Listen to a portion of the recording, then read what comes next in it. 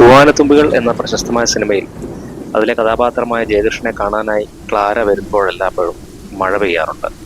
അതുപോലെ തന്നെ ഞാൻ ഈ പുസ്തകത്തെ പരിചയപ്പെടുത്തുന്ന സമയത്ത് ഇവിടെ മഴ പെയ്തുകൊണ്ടിരിക്കുകയാണ്.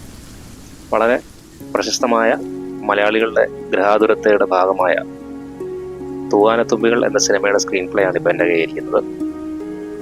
DC ബുക്സ് ആണ് ഇത് പ്രസിദ്ധപ്പെടുത്തിയിരിക്കുന്നത്.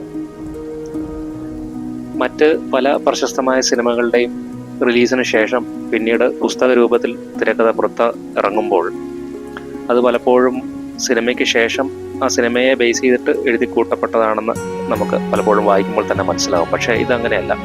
സിനിമ ഇറങ്ങുന്നതിന് മുമ്പ് തന്നെ തയ്യാറാക്കപ്പെട്ട തിരക്കഥയാണ് തൂവാനത്തുമ്പികളുടേത്.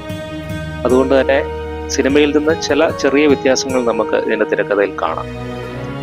എങ്കിലും എന്തുകൊണ്ടും സിനിമയെ, അതായത് തൂവാനത്തുമ്പികൾ എന്ന സിനിമയെ ഇഷ്ടപ്പെടുന്ന എല്ലാ മലയാളികൾക്കും ഒരു മുതൽക്കൂട്ട് തന്നെയാണ് ഈ ഗ്രന്ഥം.